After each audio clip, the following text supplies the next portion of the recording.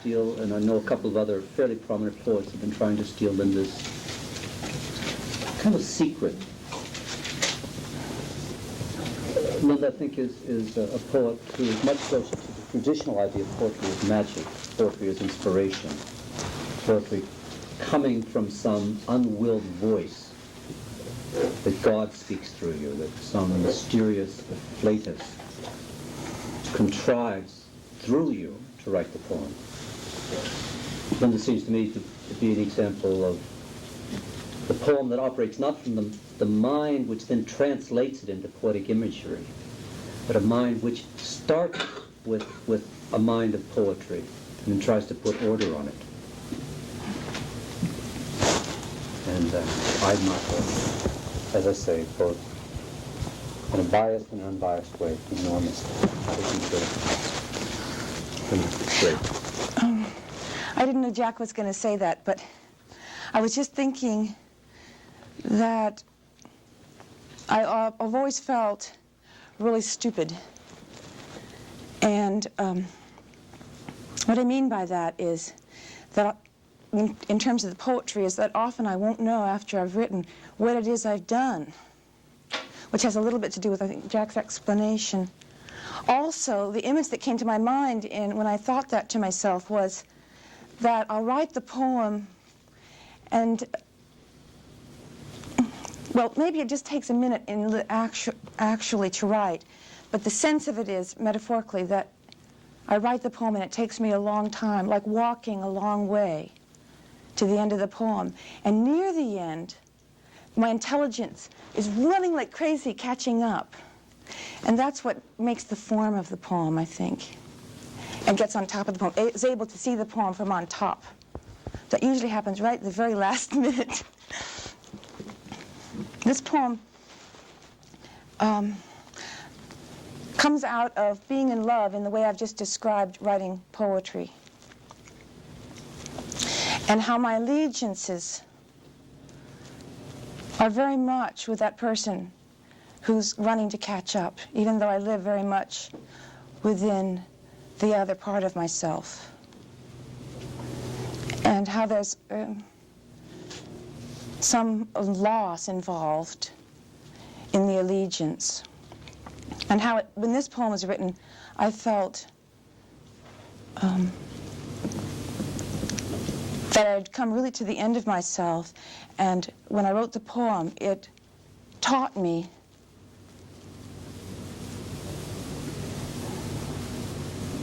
that it wasn't true. I stood still, watching the great hulk of desire glide within memory, watched it move like the only true beauty in the world. Let it pass, kept to the ragged path the old men made one by one and long ago. Desire would have led me away. My heart beats within the galaxy of this life, restrained, limited, in love. Understanding how some siren longings kill. I, keeping still in my distance, surprise them by holding my ground, singing and shouting down praise upon them, as if I were one of them. I, the girl who ate dirt, who wrote of the fool hidden in the straw, crying because he wanted a monkey and some bells to make a living. I, who look at the drying leaves with my heart, have learned to come back.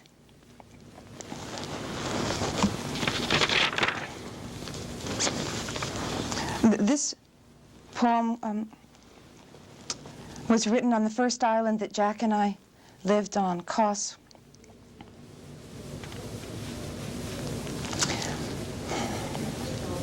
The thing I love about this poem is that it describes nature as if it were a virtue, as if nature had virtue. And almost nothing happens at all. in the poem. There's a quote from Pound at the top. What whiteness will you add to this whiteness? What candor?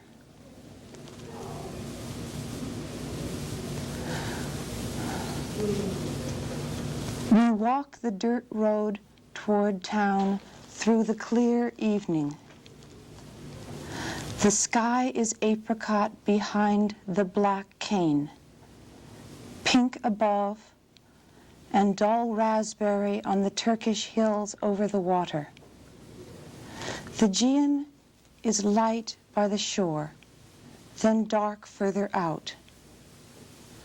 I cannot distinguish now what is light and what is color. I go up the road on my bicycle, floating on it in the air, the moon enlarging and decreasing, moving next to me, all the time close to my head. I stop on the bridge and get off and sit on the rail because I remember I have no money.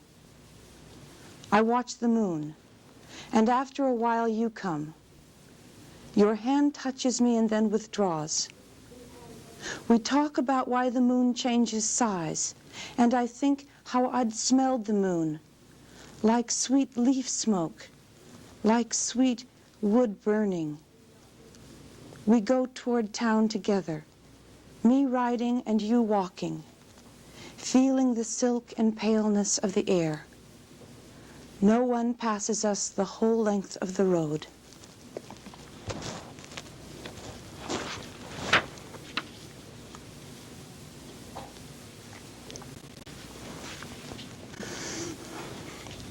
Whole and without blessing.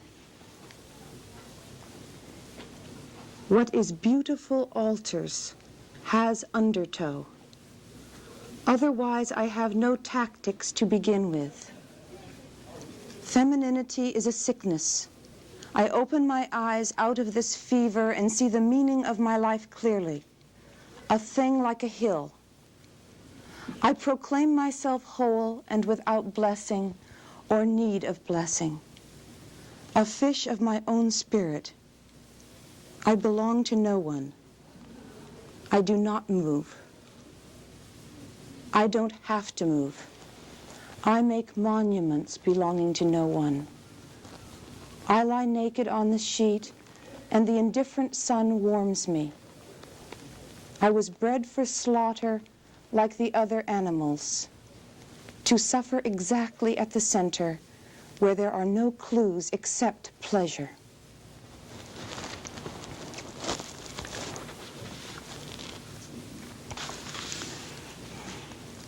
For those of you who are in David Rawlings' class, he read this poem this morning. It's called The Beckett Kit.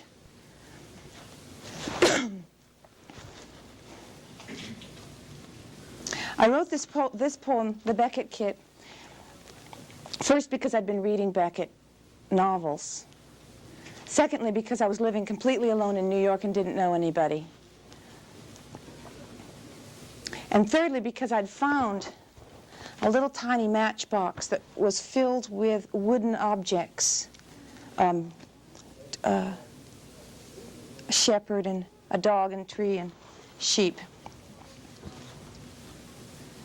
And I'd gotten into this, staying alone in this room all the time. I was doing something a little bit peculiar. I decided there was a perfect combination, a perfect way you could set these up so that you could go like a sculpture. You could go all the way around and look at it, and there would be no other way that it should be. And I spent a lot of time doing this, about 2 months,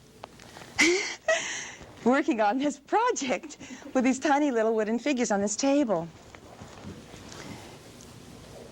Also, I was in love with these objects because I had gotten this notion through reading Beckett that he, instead of being a writer about the dark and depression and ugliness of the world, was a writer of the sacred and a religious writer.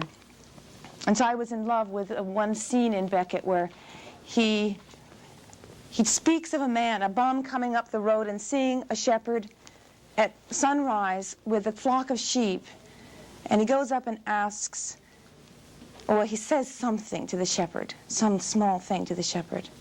And in his mind, he thinks that all he wanted to do was to follow the shepherd and live with the shepherd.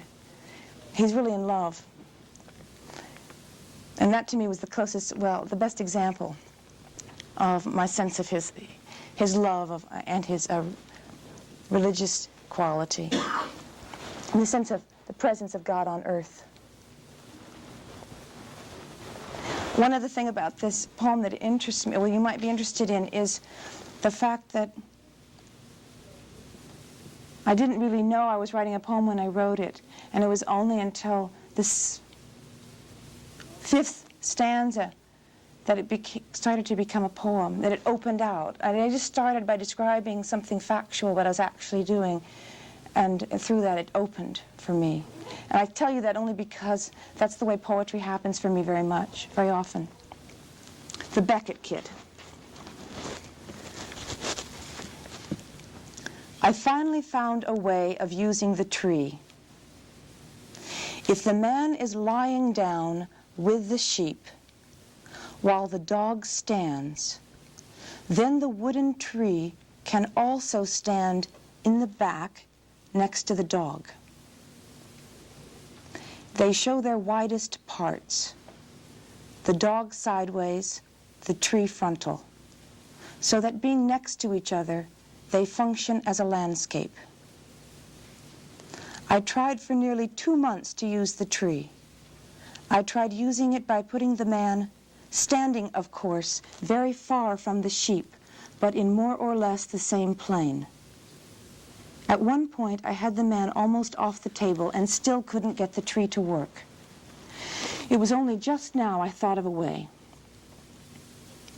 I dropped the wooden sheep from a few inches above the table so they wouldn't bounce. Some are on their backs, but they serve the same as the ones standing. What I can't get over is their coming right inadvertently when I'd be content with any solution.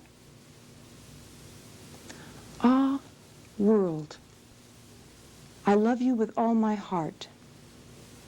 Outside the open window, down the street near the Hudson, I can hear a policeman talking to another through the car radio. It's 11 stories down, so it must be pretty loud. The sheep, the tree, the dog, and the man are perfectly at peace, and my peace is at peace. Time and the earth lie down wonderfully together. The blacks probably do rape the whites in jail, as Bill said in the coffee shop watching the game between Oakland and Cincinnati.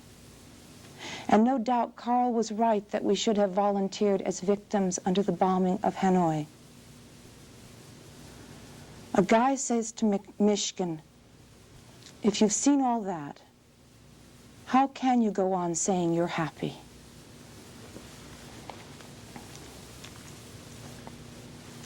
This is a poem, a very short poem that Jack thought I should call it Being 30. But my other friend told me that I definitely shouldn't call it that.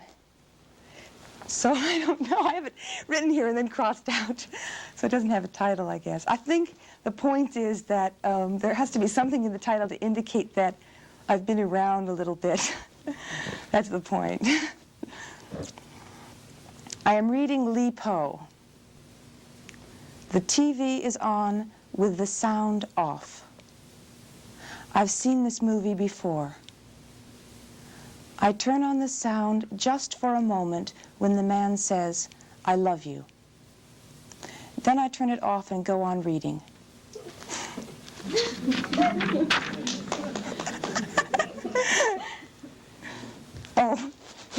This poem I finished today for this reading. And I'll just tell you that the last word is very difficult for me to try to explain, so I won't. I'll leave it to you. But I do mean it.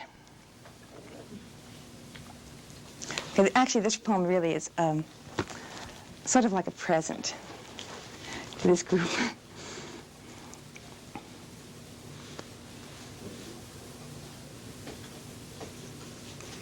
If I were able to show you how repetition makes us understand the truth, if we stayed with each other long enough to see the river return, and the young animals, and the opening of peonies and summer heat, then we could make sense of the hawk's calm, or the deer all lowering their heads and continuing to eat. And we would know each other once in a while with a love that touches indifference.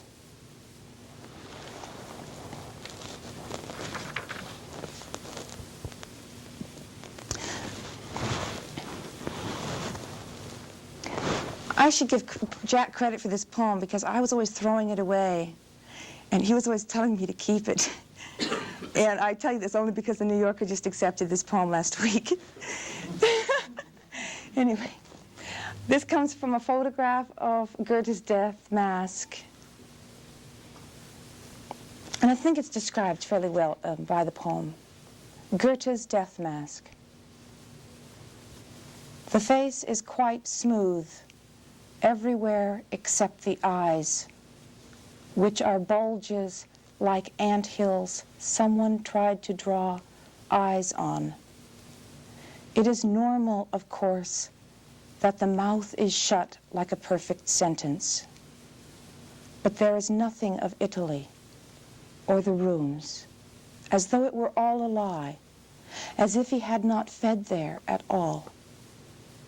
I suppose there was never a choice. If the happiness lasts, it is the smoothness, the part we do not notice. The language he made was from the bruises. What lasted are the eyes, something ugly and eaten into. What a mess his eyes are.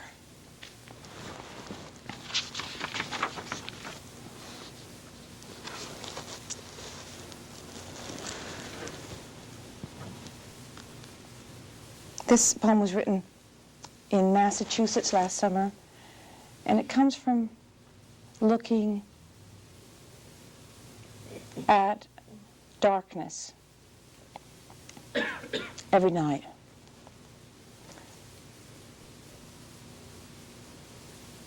Different, not less.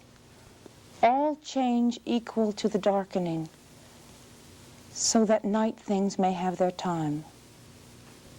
Each gives over where its nature is essential. The river loses all but a sound. The bull keeps only its bulk. Some things lose everything. Colors are lost, and trees mostly. At a time like this, we do not doubt our dreams. We believe that the dead are standing along the other edge of the river, but do not go to meet them, being no more powerful than they were before. We see this change is for the good, that there is a furthering, that there is completion, a coming around. And we are glad there is also this amnesty.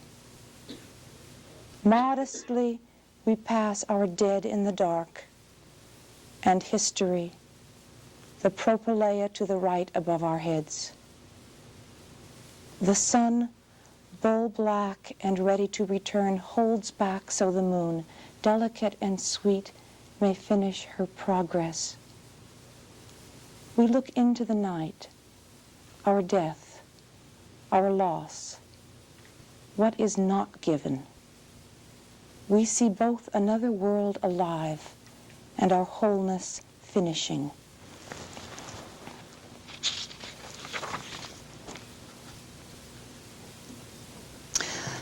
This is a poem I wrote this last month. I've been taking a class over at Berkeley. It's called Manichaeism, the Question of Evil in Literature.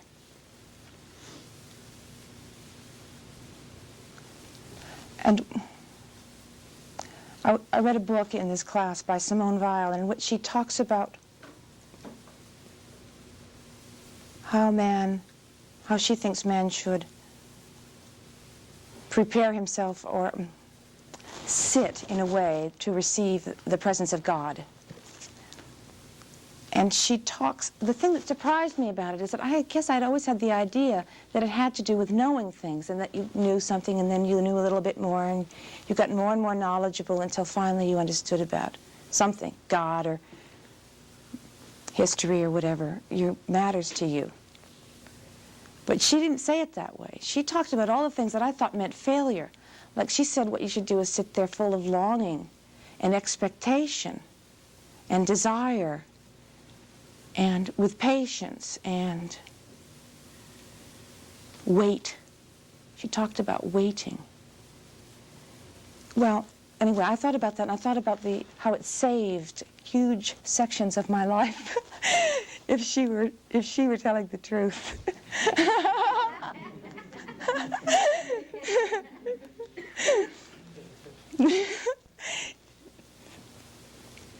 Not of knowledge, but of expectations. But tell them how you did not think hatred of the world. Well, no, not in this one. Well, that's a different one. Yeah. I am so tired, I am in the grip of some other. I can only love and make lists of the sacred. This time of year, it is the stillness of trees, the ease of hawks, pink quince in gray mornings. But these mean nothing to you. They are ungivable because I know them alone. Memory of lust floods the places I kept for affliction. You remember. You who felt me turn into the 1000th spirit with my name in your hands.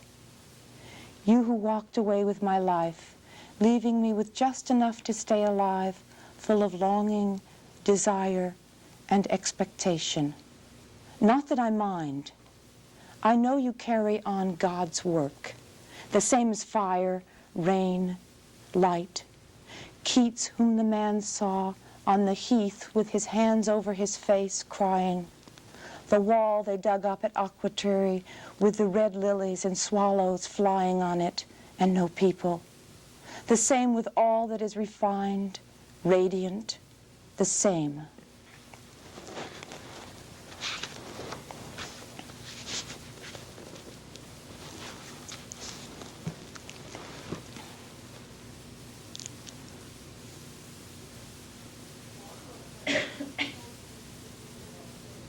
I don't know. I don't think I have anything to say about this poem. Do you have anything to say about this poem? I don't. I'm sure you could give a lecture on this. I have given it. Oh.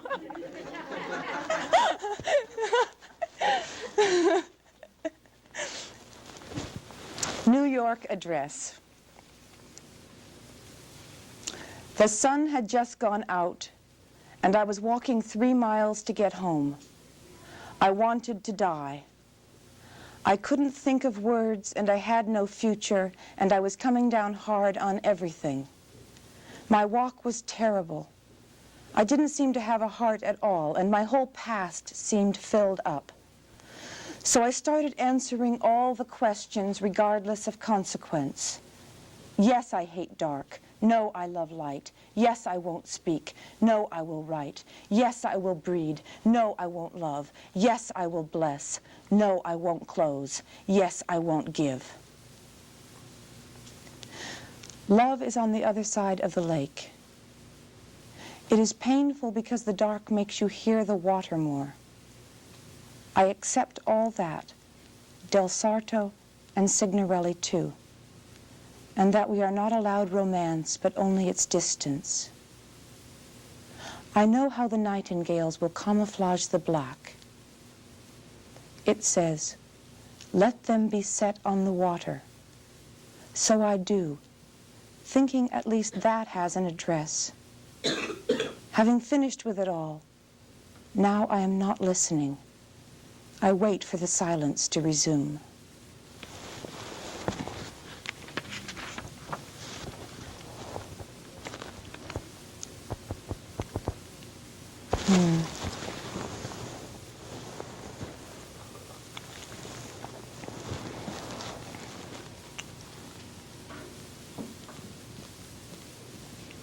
The grub.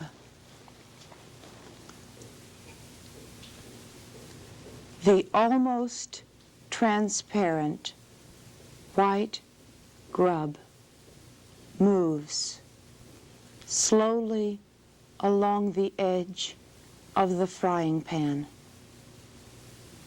The grease makes the only sound, loud, in the empty room. Even the rim is cooking him. The worm stops, raises his head slightly, lowers it, moving tentatively down the side. He seems to be moving on his own time, but is falling by definition. He moves forward, touching the frying grease with his whole face.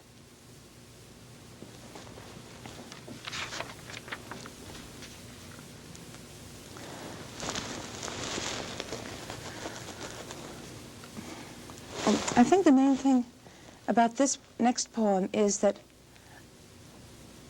I've moved around a lot and lived in a suitcase for a long time, more or less since 1967, but with a few years where I settled. But one thing I carry with me wherever I go is a little collection of pictures. And one of them is something that really moves me a lot. It's a photograph of Christ, of a sculpture of Christ at Reims Cathedral. And underneath it, it says, in quotes, "now destroyed," which means that it was bombed during the war. And the thing I couldn't get over about it, well, besides the fact that it's great and beautiful, is the fact that it only existed in that piece of paper. There's not a picture of anything, really. It's just like a ghost or something. But the main thing is this quote, "now destroyed." That's the title of the poem. 1. The girl you speak of is lost, managing to hold on only to objects with a wildness like pleading. Small things, those she can carry with her and care for. She does not want a plant. It might die. She prefers pictures of the Cora with dark eyes, the Reims Christ, now destroyed. A painting of an island when the sun, going away, left the earth and Aegean feminine for an hour. What living is to her is painful, knowing life a dependency on things which can be taken away or forgotten. You could be found dead in your urine, and they might throw your things away. 2. There is nothing like that here.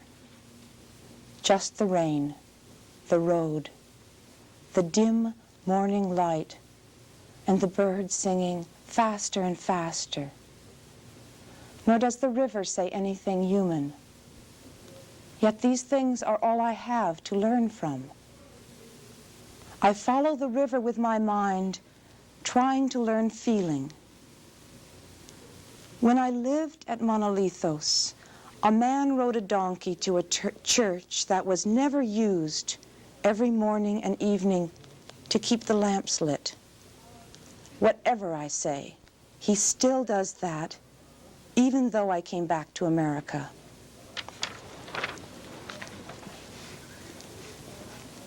Oh, this is my other poem that I wrote from the course I was taking on Manichaeism.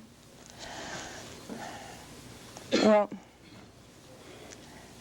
the thing about Manichaeism is that you spend the whole semester talking to a teacher who tells you that the being alive is evil and the earth is evil. And you're reading really intelligent people writing books, agreeing with each other that that it's best to do as little as possible here on Earth, because the more you do, the more contaminated you become, and on and on. So I decided to make a test. It's called Gnostics on Trial. Let us make the test. Say God wants you to be unhappy, that there is no good, that there are horrors in store for us if we can manage to move toward Him. Say you keep art in its place, not too high, and that everything, even eternity, is measurable. Look at the photographs of the dead, both natural, one by one, and unnatural in masses, all tangled. You know about that. And can put beauty in its place, not too high and passing. Make love our search for unhappiness, which is His plan to help us. Disregard that afternoon breeze from the Aegean on a body almost asleep in the shuttered room. Ignore melons and talking with friends. Try to keep from rejoicing. Try to keep from happiness. Just try.